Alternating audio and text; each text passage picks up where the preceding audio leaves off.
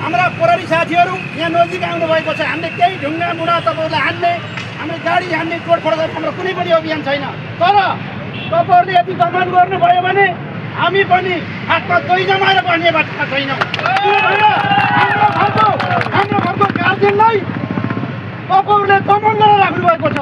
यस कारणले गर्दा केपी ओली मात्रै होइन, सिङ्गो पार्टी अब जाग्दै छ। हामी शान्तिपूर्ण आन्दोलन गरेछौँ। तपाईँ ढुक्काउनुहोस्, तपाईँलाई ढुङ्गामुढा केही पनि हुन्नन् र हाम्रा साथीहरूलाई तपाईँले प्रहरी दमनको कार्यक्रम केही पनि नगर्नु होला भन्दै आदरणीय साथीहरू शान्तिपूर्ण आज आन्दोलन गरौँ। भोलि फेरि हाम्रो कार्यक्रम रहनेछ भन्दै विचार साथै टुङ्गाउँछु। हस्, धन्यवाद। आदरणीय कृष्ण करेलजीलाई मैले फेरि पनि यस भेला मार्फत, यस सभा मार्फत सम्पूर्ण जनताहरूलाई, राज्यका मातहतका निकायहरू जो सुरक्षाकर्मी जीवहरू यहाँहरू हुनुहुन्छ, तपाईँहरूलाई पनि 23 र 24 गतेको घटनामा हजुरहरूले लिएको हतियारको लौरो र बन्दुक चलाएको आरोपमा तपाईँ र तपाईँका अफिसरहरूलाई कारबाहीको सिफारिस भएको छ। कृपया हजुरहरूलाई पनि ती हतियारहरू आज त्यही फालेर हाम्रो आन्दोलनमा एकबद्धता जनाउनका लागि मैले यहीँबाट अनुरोध गर्न चाहन्छु र हाम्रो यो शान्तिपूर्ण आन्दोलन करिब आधी घन्टा यही चोकमा रहनेछ। हामी शान्तिपूर्ण रूपमा हामीले यो नेपाल सरकारले गरेको ज्यादतीका विरुद्धमा आफ्नो कुराहरू राख्नेछौँ। अब केही समय हाम्रा माझमा नेकपा एमालेका केन्द्रीय नेतृत्वहरू हाम्रा साथमा हुनुहुन्छ। नेकपा एमालेका केन्द्रीय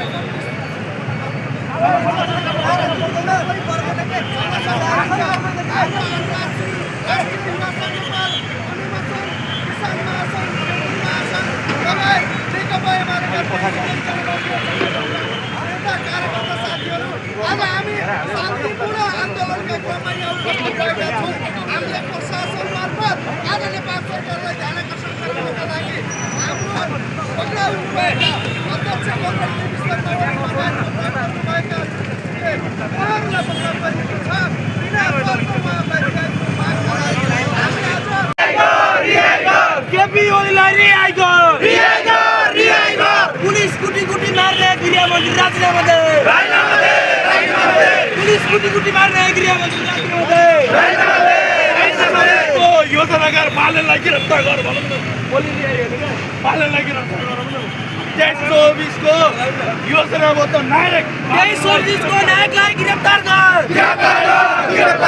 23-24 आन्दोलनको बालनलाई गिरफ्तार कर। अन्याय हामी सहदैनौँ। हाम्रो हातमा दही जमेको छैन। खराने सरकार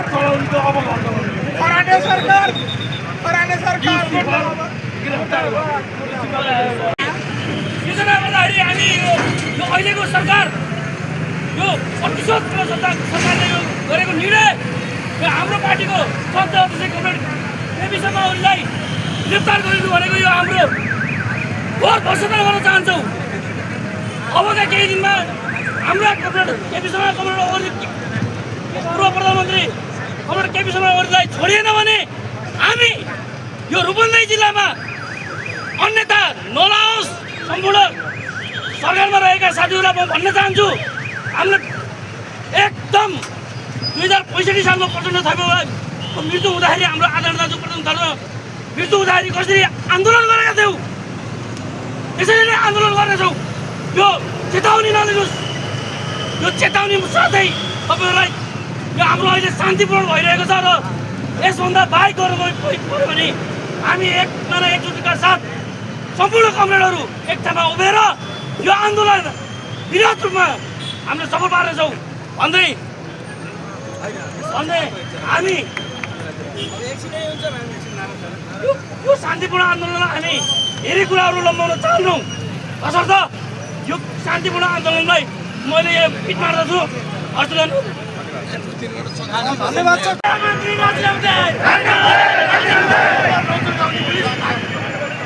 यो सर्भिस आफ्नो कार्यक्रम सर्भिस टाइममा गरिदिनु होला। यो 20 आटोमा त यो हाइवे र चाहिँ यो काम गर्न पाइँदैन, ब्लक गर्न पाइँदैन। यो बाटो चाहिँ ब्लक गर्न पाइँदैन, सर्भिस टाइममा चाहिँ आफ्नो कार्यक्रम गरिदिनु।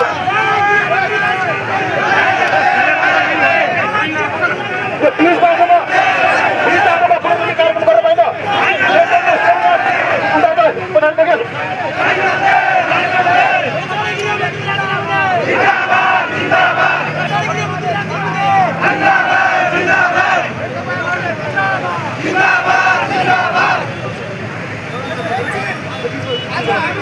गर यो विश्व शान्ति गर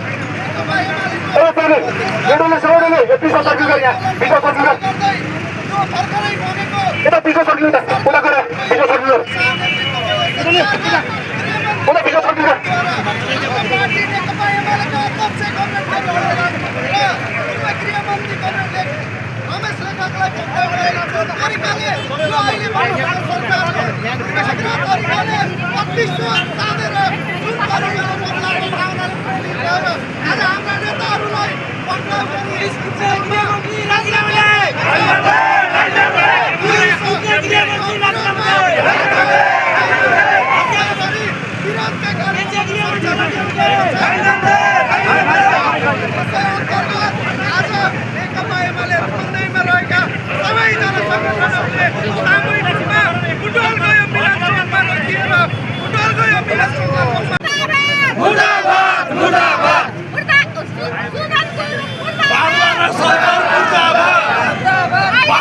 सरकार मुर्दाबाद बारबारा योजना मुर्दाबाद बारबारा योजना मुर्दाबाद डीप स्टेट सरकार मुर्दाबाद बारबारा योजना मुर्दाबाद बारबारा योजना मुर्दाबाद मुर्दाबाद मुर्दाबाद बारबारा सरकार मुर्दाबाद मुर्दाबाद मुर्दाबाद बारबारा सरकार मुर्दाबाद बारबारा सरकार मुर्दाबाद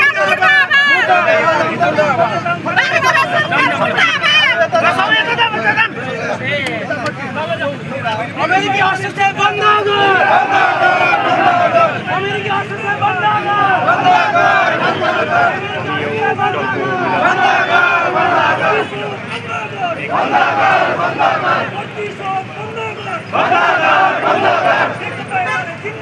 जिंदाबाद जिंदाबाद रिहाई कर रिहाई कर रिहाई कर गृहमन्त्री नरेन्द्र मोदी गृहमन्त्री नरेन्द्र मोदी नेकपा एमाले जिंदाबाद जिंदाबाद जिंदाबाद जिंदाबाद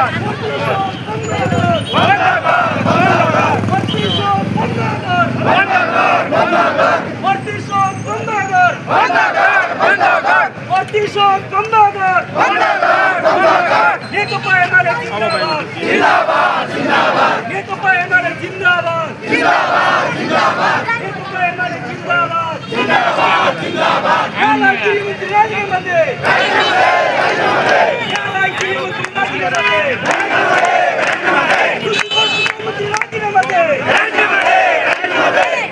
प्रधानमन्त्री राजीनामा दे गृहमन्त्री राजीनामा दे रिहाई गर आजको कार्यक्रम यही लिएर समापन भएको भोलि 11:30 बजे जिल्ला प्रशासन कार्यालयमा यहाँहरू सबैको उपस्थिति रहनेछ। धन्यवाद।